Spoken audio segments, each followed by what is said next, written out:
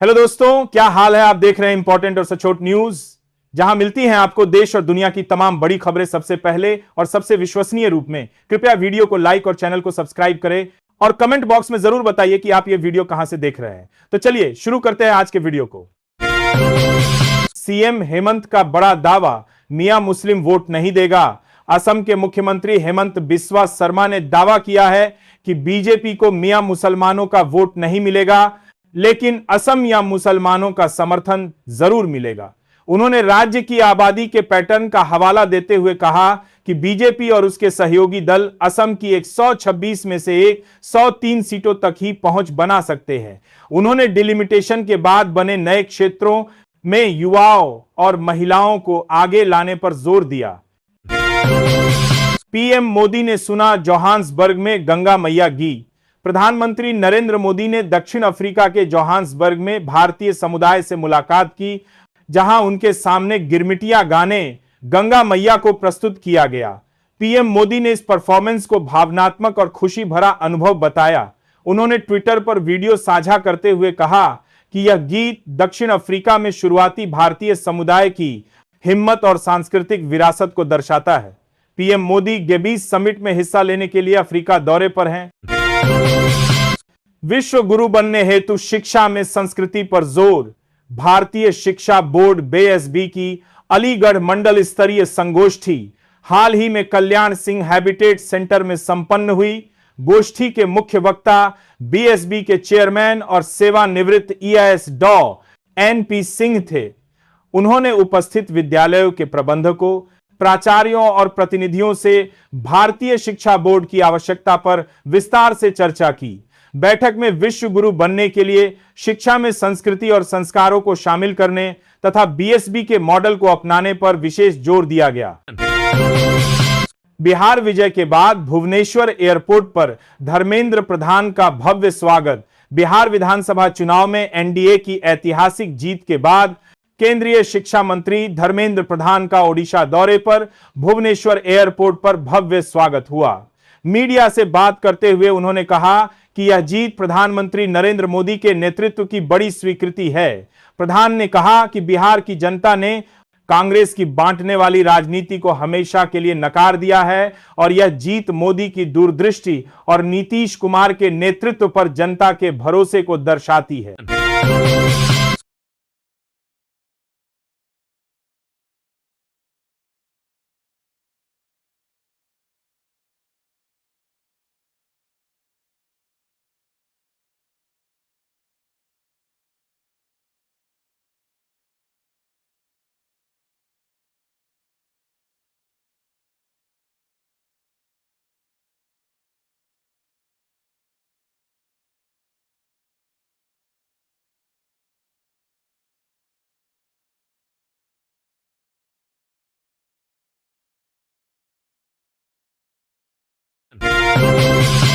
राजनाथ सिंह ने उनमें सुधार पर दिया जोर। रक्षा मंत्री राजनाथ सिंह ने शुक्रवार को लखनऊ में कहा कि उनकी वर्तमान संरचना आज की वैश्विक वास्तविकता से मेल नहीं खाती।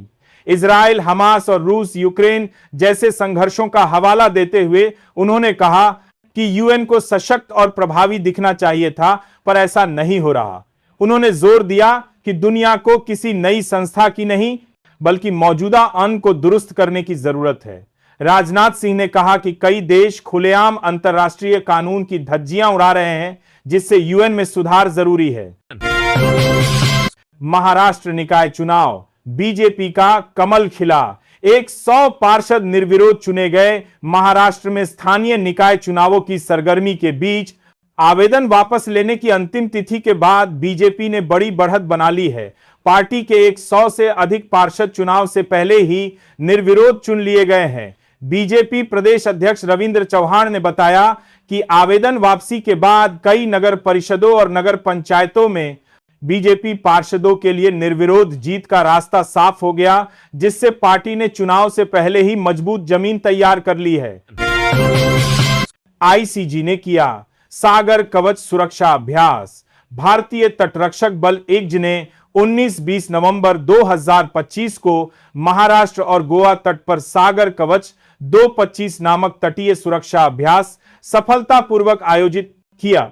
इस अभ्यास का उद्देश्य समुद्री खतरों से निपटने की तैयारियों और तटीय सुरक्षा तंत्र की मजबूती को परखना था। इस 2 दिवसीय अभ्यास में 19 केंद्रीय और 13 राज्य एजेंसियां शामिल हुईं। कुल 6 से अधिक कर्मियों और 115 समुद्री व हवाई संसाधनों ने हिस्सा लिया, जिससे तटीय इलाकों में महत्वपूर्ण स्थलों की सुरक्षा सुनिश्चित करने की तैयारी जांची गई। पूर्व उपराष्ट्रपति धनखड़ ने आरएसएस पर कही बड़ी बात। पूर्व उपराष्ट्रपति जगदीप धनखड़ ने भोपाल में आरएसएस के अखिल भारतीय कार्यकारी सदस्य मनमोहन वैद्य द्वारा लिखित पुस्तक हम और यह विश्व के विमोचन पर शिरकत की। धनखड़ ने किताब की प्रशंसा करते हुए कहा, यह पुस्तक हमारे गौरवशाली अतीत का दर्पण है और भविष्य निर्माण के लिए प्रेरणादायक है, जो सोए हुए को जगा देगी। उन्होंने आत्मविश्वास से कहा कि उन्हें ऐसे विषयों पर बोलने में संकोच नहीं होता और उनका हाल का अतीत इसका सबूत है। जो कार्यक्रम में शामिल होना उनके लिए गर्व की बात है। दुबई एयर शो में तेजस क्रैश, विंग कमांडर नमांश स्याल शहीद। दुबई एयर शो में हवाई प्रदर्शन के दौरान भारतीय वायुसेना का तेजस विमान दुर्घटनाग्रस्त हो गया, जिसमें विंग कमांडर नमांश स्याल शहीद हो गए हैं। नमांश हिमाचल प्रदेश के कांगड़ा के रहने वाले थे। सीएम सुखविंदर सिंह सुक्खू ने उनके निधन पर दुख जताते हुए कहा कि देश ने एक बहादुर और कर्तव्यनिष्ठ पायलट खो दिया है। यह हादसा प्रदर्शन उड़ान के दौरान हुआ और भारतीय वायुसेना ने हादसे के कारणों की कोर्ट ऑफ इंक्वायरी के आदेश दे दिए हैं। विंग कमांडर नमांश दुबई हादसे में शहीद। जानिए उनका सफर। दुबई एयर शो में स्वदेशी तेजस फाइटर जेट के क्रैश होने से वीर विंग कमांडर नमांश स्याल शहीद हो गए। यह तेजस क्रैश का दूसरा मामला है। नमांश हिमाचल प्रदेश के रहने वाले थे और उनका गहरा सैन्य संबंध था। उनकी पत्नी भी वायुसेना में है और पिता आर्मी से रिटायर हुए हैं। नमांश 21 नवंबर को एयर शो के अंतिम दिन लो लेवल एरोबेटिक मैनूवर कर रहे थे, तभी यह हादसा हुआ। आईएएफ ने घटना के कारणों की जांच के लिए कोर्ट ऑफ इंक्वायरी के आदेश दिए हैं। टीएमसी विधायक का बड़ा ऐलान। पश्चिम बंगाल में रखी जाएगी नई बाबरी मस्जिद की नींव। तृणमूल कांग्रेस के विधायक हुमायूं कबीर ने बड़ा ऐलान करते हुए कहा है कि 6 दिसंबर को मुर्शिदाबाद के बेलडांगा में नई बाबरी मस्जिद की आधारशिला रखी जाएगी। यह तारीख 6 दिसंबर 1992 को अयोध्या में बाबरी मस्जिद का ढांचा गिराए जाने की वर्षगांठ है। विधायक ने दावा किया कि मस्जिद को पूरा होने में 3 साल लगेंगे और इस समारोह में लगभग 2 लाख लोगों के आने की उम्मीद है। विधायक के इस कदम को आगामी विधानसभा चुनावों से पहले मुस्लिम वोटों के ध्रुवीकरण की कोशिश माना जा रहा है। आरजेडी ने उठाए सवाल, 2 सीटों पर समान वोट कैसे। बिहार विधानसभा चुनाव के नतीजों के बाद आरजेडी ने राजगीर और कुढ़नी सीटों पर जीते हुए उम्मीदवारों को मिले एक समान वोटों की संख्या पर गंभीर सवाल उठाए हैं। आरजेडी ने इन 2 सीटों के चुनावी नतीजों का स्क्रीनशॉट ट्विटर पर शेयर किया है। पार्टी ने व्यंग्यात्मक ढंग से पोस्ट करते हुए चुनाव आयोग पर निशाना साधा और कहा कि मास्टर साहब ने दोनों को एक जैसे ही अंक दे दिए। आरजेडी ने इन समान नतीजों पर आपत्ति जताते हुए पारदर्शिता पर सवाल खड़े किए हैं। तेजस क्रैश पर राहुल गांधी ने जताया दुख। दुबई एयर शो में भारतीय वायुसेना के स्वदेशी लड़ाकू विमान तेजस के दुर्घटनाग्रस्त होने और पायलट की मौत पर लोकसभा में नेता प्रतिपक्ष राहुल गांधी ने गहरा दुख व्यक्त किया है। उन्होंने ट्विटर पर पोस्ट करते हुए कहा, तेजस के क्रैश में हमारी वायुसेना के बहादुर पायलट की मौत पर गहरा दुख हुआ। उनके परिवार के प्रति मेरी संवेदनाएं। पूरा देश उनकी निडरता और सेवा के सम्मान में उनके साथ खड़ा है।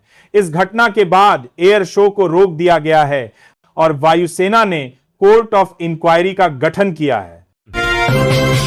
सीजेआई गवई ने बुलडोजर जस्टिस को बताया अपना सबसे अहम फैसला। सुप्रीम कोर्ट से रिटायर हुए चीफ जस्टिस B.R. गवई ने अपने फेयरवेल में बुलडोजर जस्टिस के खिलाफ दिए गए अपने फैसले को सबसे अहम बताया है। उन्होंने बुलडोजर जस्टिस को कानून और मौलिक अधिकारों के खिलाफ करार दिया। वकील से शीर्ष जज तक के अपने 4 दशक के करियर के अंतिकी में सीजेआई गवई ने अपने ऐतिहासिक फैसलों को अंबेडकर से प्रेरित न्यायिक दर्शन से आकार देने की बात कही। उन्होंने राज्य को नौकरी में SC/ST के सब क्लासिफिकेशन की इजाजत देने वाले फैसले को दूसरे नंबर पर महत्वपूर्ण बताया।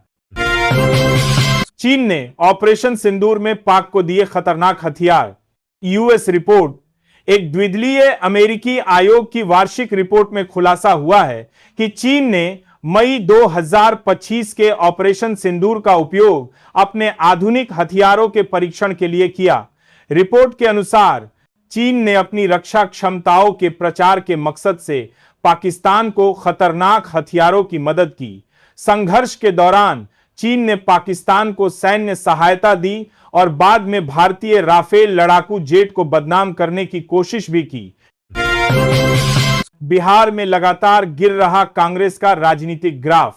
बिहार की राजनीति में कांग्रेस का ग्राफ पिछले एक दशक में लगातार कमजोर हुआ है, जिससे उसकी वापसी अब कठिन है। 2020 में 9.48% वोट शेयर मिलने के बावजूद पार्टी सिर्फ 19 सीटें ही जीत पाई थी। हालिया 2025 विधानसभा चुनाव में वोट शेयर घटकर 8.71% रह गया और पार्टी 61 में से केवल 6 सीटें ही जीत सकी। राहुल गांधी और प्रियंका गांधी सहित केंद्रीय नेतृत्व ने ताकत झोंकी, फिर भी खराब प्रदर्शन ने संगठनात्मक कमजोरी और बदलते राजनीतिक जनाधार का संकेत दिया है, जिससे कांग्रेस अब असरहीन पार्टी बनकर रह गई है। बिहार जीत के बाद चिराग पासवान का जोश हाई करेंगे पार्टी का विस्तार। बिहार विधानसभा चुनाव में मिली बंपर जीत से उत्साहित एलजेपी रामविलास के प्रमुख और केंद्रीय मंत्री चिराग पासवान ने अब पार्टी के विस्तार की घोषणा की है। उन्होंने कहा है कि वह पश्चिम बंगाल, पंजाब और उत्तर प्रदेश जैसे राज्यों में संगठन को मजबूत करने की योजना पर गंभीरता से काम कर रहे हैं।